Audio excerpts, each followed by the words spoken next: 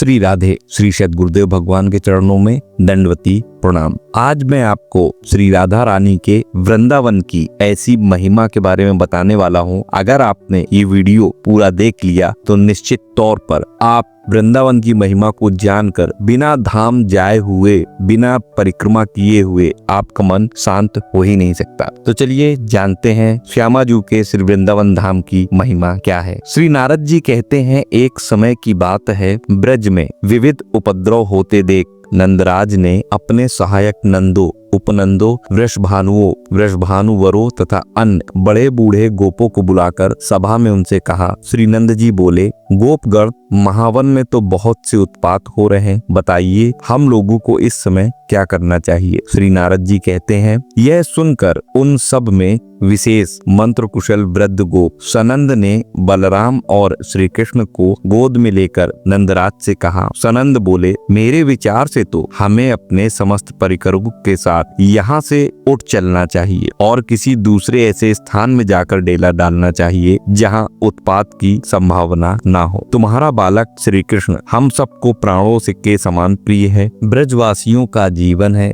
ब्रज का धन और गोपकुल का दीपक है और अपनी बाल लीला से सबके मन को मोह लेने वाला है। हाय, कितने खेद की बात है कि इस बालक पर पूतना, शकट और तृणावर्त का आक्रमण हुआ, फिर इसके ऊपर वृक्ष गिर पड़े। इन सब संकटों से यह किसी प्रकार बचा है। इससे बढ़कर उत्पात और क्या हो सकता है। इसलिए हम लोग अपने बालकों के साथ वृंदावन में चलें और जब उत्पात शांत हो जाए तब फिर यहाँ आए। नंद ने पूछा, बुद्धिमानों में श्रेष्ठ सनंद जी, इस ब्रज से वृंदावन कितनी दूर है, वह वन कितने कोसों में फैला हुआ है, उसका लक्षण क्या है और वहाँ कौन सा सुख सुलभ है, यह सब हमें बताइए। सनंद बोले, बहर्षित से ईशान कोण, यदुपुर से दक्षिण और सोमपुर से पश्चिम की भूमि को माथुर मंडल कहते हैं। मथुरा मंडल के भीतर 20.5 योजन विस्तृत भूभाग को मनीषी पुरुषों ने दिव्य माथुर मंडल या ब्रज बताया है। एक बार मैं मथुरापुरी में वसुदेव जी के घर पर ठहरा हुआ था। वहीं श्री गर्गाचार्य जी के मुख से मैंने सुना था कि तीर्थराज प्रयाग ने भी इस दिव्य मथुरा मंडल की पूजा की है। यो तो मथुरा मंडल में बहुत से वन है, किंतु उन सबसे श्रेष्ठ वृंदावन नामक वन है, जो परिपूर्णतम भगवान के भी मन को हरण करने वाला लीला क्रीड़ा स्थल है। वैकुंठ से बढ़कर दूसरा कोई लोक ना तो हुआ है और ना ही होगा। केवल एक वृंदावन ही ऐसा है जो वैकुंठ की अपेक्षा भी परात्पर परम उत्कृष्ट है, जहाँ गोवर्धन नाम से प्रसिद्ध गिरिराज विराजमान है, जहाँ कालिंदी के तट पर मंगल धाम पुलिन है, जहाँ बृहत सानु यानी कि बरसाना पर्वत है, जहाँ नंदीश्वर गिरी शोभा पाता है, जो 24 कोस के विस्तार में स्थित तथा विशाल काननों से आवृत है, जो पशुओं के लिए हितकर, गोप गोपी और गौओं के लिए सेवन करने योग्य तथा लता कुंजों से आवृत है। उस मनोहर वन को वृंदावन के नाम से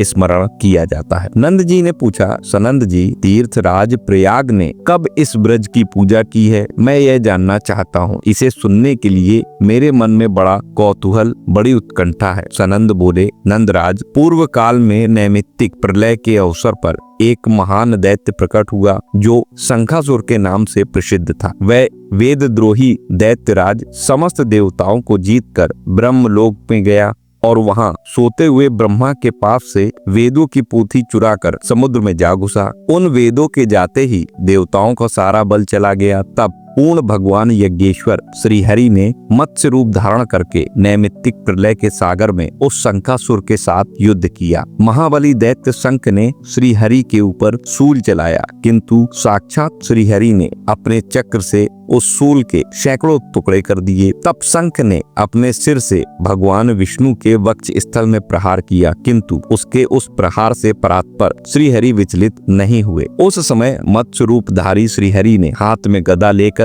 महाबली शंख रूपधारी उस दैत्य की पीठ पर आघात किया। गदा के प्रहार से वह इतना पीड़ित हुआ कि उसका चित्त व्याकुल हो गया, किंतु पुनः उठकर उसने सर्वेश्वर श्री हरि को मुक्के से मारा। तब कमल नयन साक्षात भगवान विष्णु ने कुपित हो अपने चक्र से उसके सुदृढ़ मस्तक को सींग सहित काट डाला। ब्रजेश्वर इस प्रकार शंख को जीतकर देवताओं के साथ सर्वव्यापी श्री हरि ने प्रयाग में आकर वे चारों वेद ब्रह्मा जी को दे दिए। फिर संपूर्ण देवताओं के साथ उन्होंने विधिवत यज्ञ का अनुष्ठान किया और प्रयाग तीर्थ के अधिष्ठाता देवता को बुलाकर उसे तीर्थराज पद पर अभिषिक्त कर दिया। साक्षात अक्षय वट को तीर्थराज के लिए लीला छत्र सा बना दिया गया। मुनि कन्या जानवी, गंगा तथा सूर्य सुता यमुना अपनी तरंग रूपी चामरों से उनकी सेवा करने लगी। उसी समय जम्बूद्वीप के सारे तीर्थ भेंट लेकर बुद्धिमान तीर्थराज के पास आए और उनकी पूजा और वंदना करके वे तीर्थ अपने अपने स्थान को चले गए। नंद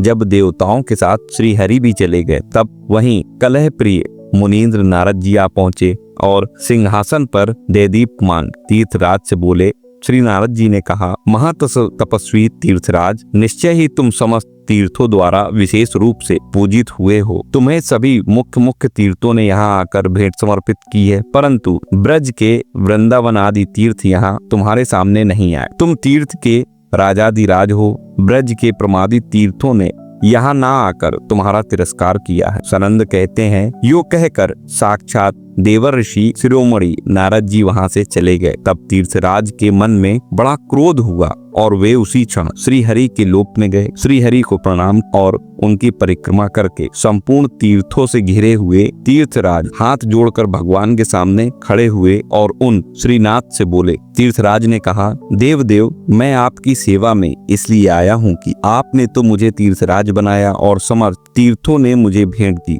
किंतु मथुरा मंडल के तीर्थ मेरे पास नहीं आए। उन प्रमादी ब्रज तीर्थों ने मेरा तिरस्कार किया है। अतः यह बात आपसे कहने के लिए मैं आपके मंदिर में आया हूँ। श्री भगवान बोले, मैंने तुम्हें धरती के सब तीर्थों का राजा तीर्थराज अवश्य बनाया, किंतु अपने घर का भी राजा तुम्हें ही बना दिया हो, ऐसी बात तो नहीं हुई। फिर तुम तो मेरे ग्रह पर ही अधिकार जमाने की इच्छा लेकर प्रमत्त पुरुष के समान बात कैसे कर रहे हो? तीर्थराज, तुम अपने घर जाओ और मेरा यह शुभ वचन सुन लो। मथुरा मंडल मेरा साक्षात परात्पर धाम है, त्रिलोकी से परे है। उस दिव्य धाम का प्रलय काल में भी संहार नहीं होता है। सनंद कहते हैं, यह सुनकर तीर्थराज बड़े विस्मित हुए, उनका सारा अभिमान गल गया। फिर वहां से आकर उन्होंने मथुरा के ब्रजमंडल का पूजन और उसकी परिक्रमा करके अपने स्थान को पदार्पण किया। पृथ्वी का मान भंग करने के लिए यह ब्रजमंडल पहले दिखाया गया था। मैंने ये सारी बातें तुम्हारे सामने कही,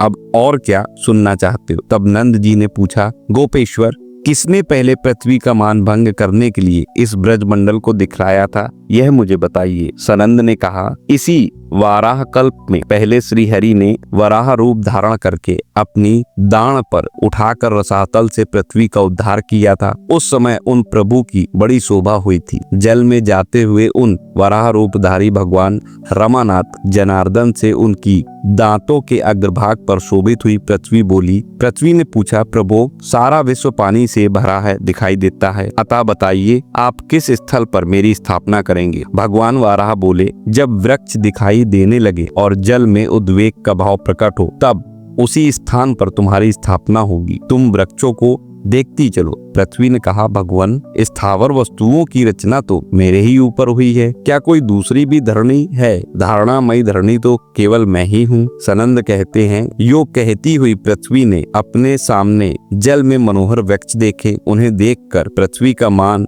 दूर हो गया और वह भगवान से बोली। पृथ्वी ने कहा, देव, किस स्थल पर ये पल्लव सहित वृक्ष विद्यमान है? यह दृश्य मेरे मन में बड़ा आश्चर्य पैदा कर रहा है। यज्ञपते, प्रभु, इसका रहस्य बताइए। तब बारह भगवान बोले, नितंबिनी, यह सामने दिव्य माथुर मंडल दिखाई देता है जो गोलोक की धरती से जुड़ा हुआ है। प्रलय काल में भी इसका संहार नहीं होता। सनंद बोले, यह सुनकर पृथ्वी को बड़ा विस्मय हुआ, वह अभिमान शून्य हो गई। अतः महाबाहु नंद, यह ब्रज मंडल समस्त लोकों से अधिक महत्वशाली है। ब्रज का यह महात्म सुनकर मनुष्य जीवन मुक्त हो जाता है। तुम मथुरा ब्रजमंडल को तीर्थराज प्रयाग से भी उत्कृष्ट समझो। तो अब आप समझ पाए होंगे कि हमारी श्यामा जू का जो ब्रजमंडल है, जो श्री वृंदावन धाम है, जो बरसाना है, उसकी महिमा क्या है। अगर आप अभी तक श्री वृंदावन धाम नहीं गए हैं दर्शन करने के लिए तो एक बार जरूर जाएं। और अगर आप जाते रहते हैं तो आप समझ पाए होंगे कि वृंदावन की ब्रजमंडल की महिमा क्या है, किस प्रकार से हमें उसका सेवन करना चाहिए, कैसे पूजा और अर्चना करनी चाहिए। अगर ये जानकारी आपको पसंद आई हो, वीडियो